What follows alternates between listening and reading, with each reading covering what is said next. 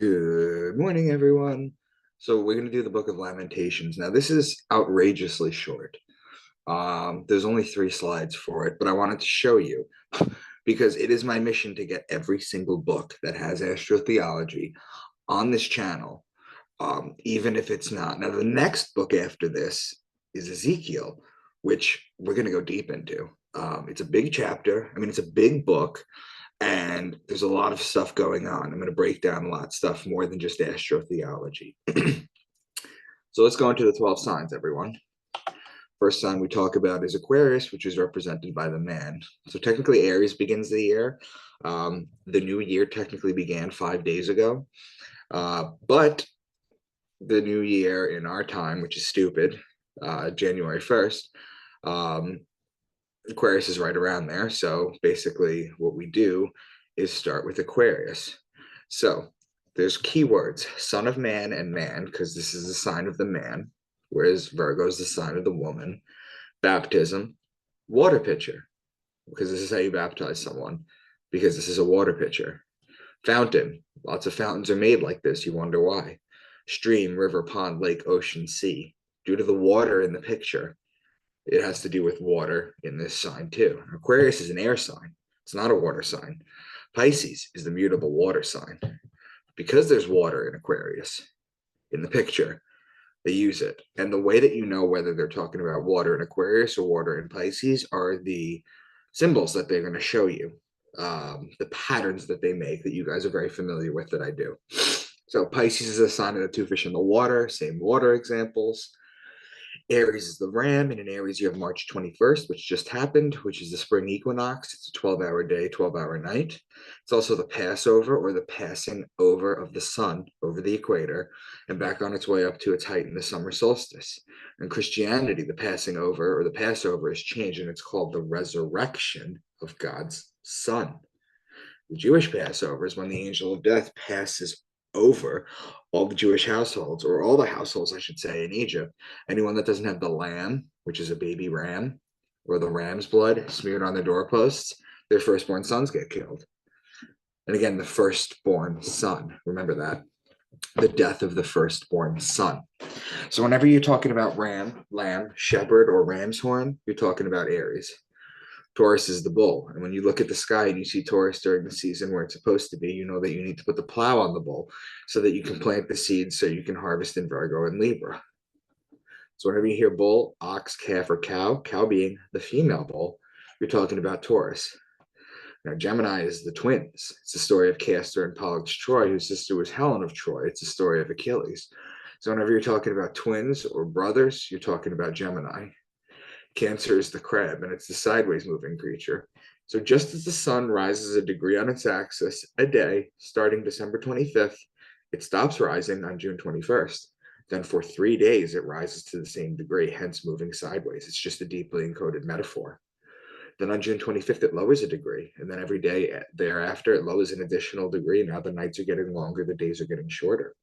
The crab in the ancient Egyptian time was known as the scarab. So whenever you're talking about crab or beetle, you're talking about Cancer. Leo is the king. He's the lion. He's the king of the jungle. The ruling planet of Leo is actually the sun. So whenever you're talking about lion, lioness, or cub, you're talking about Leo. Virgo is the woman holding the wheat stalk. Remember before when you said that you plant in Taurus? Well, the virgins would cultivate the wheat in Virgo in order to make the bread for the year.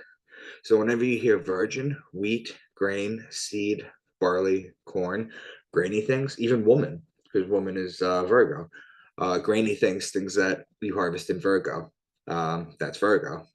Libra is the justice. It's the scales, it's the balance, it's the just one. The reason it's the justice is because it judges God's sun as it passes over the fall equinox and begins its descent into winter, into cold, into death. Libra is also wine season, which is when you plant for the grapes in Taurus, you press the wine here. Libra is also olive oil season. You press the olives here to make the oil.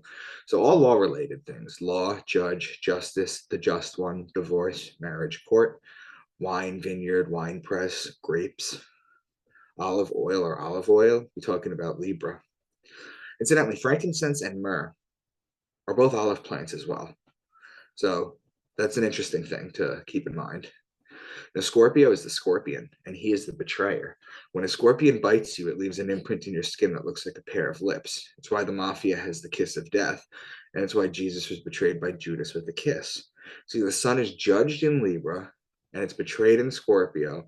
Finally, in Sagittarius, this is where the man with the bow and the arrow shoots the bow and the arrow, or shoots the arrow, hitting the sun, killing the sun. Why? Because on December 21st, the sun is at its lowest point. It cannot rise any lower. It's dead.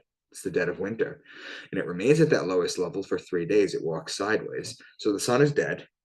And then God's son is dead for 3 days. When on December 25th, or the birth of God's son and every other ancient deity, the sun comes back to life. It rises another degree and starts to make its way back up to the top. So whenever you hear horse, bow and arrow, spear, or horseman, you're talking about Sagittarius. Finally, you have Capricorn, who's the goat, because he likes to climb the mountain. So if you look at the zodiac wheel on the right, you have Capricorn all the way at the bottom.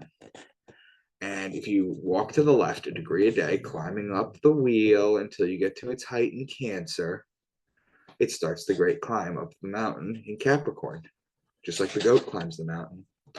So those are the 12 signs that you guys should be absurdly familiar with at this point. And if you're not, please check some previous videos. I go into them deeper, but that's basically what you need to know. Okay, so let's just go right into this. There's only 3 slides because Lamentations is short. They say to their mothers, "Where is bread and wine?" That's 2:12. Well, the mother is the woman in Virgo, as is the bread. Remember the bread, the lady with the wheat stalk. That's Virgo. Now, the wine I just mentioned is Libra. These are connecting signs. Like a bear lying in wait, like a lion in hiding. The bear is Ursa Major, which is in Cancer, and the lion is Leo. Cancer and Leo are connecting signs. He drew his bow and made me the target for his arrows. He pierced my heart with arrows from his quiver. This is the man with the bow and the arrow in Sagittarius. The quiver is what the arrows sit in. And that's basically it, guys. It's a really short book. It's only 12 pages, and that's with my monster copy of the Bible, the big print. So we're just gonna, I wish I had more stuff to share with you from that, but that's what it is. But I have an idea for a cool video that I'm gonna do very shortly. I don't know if it's gonna be today or something else, but I will keep you posted.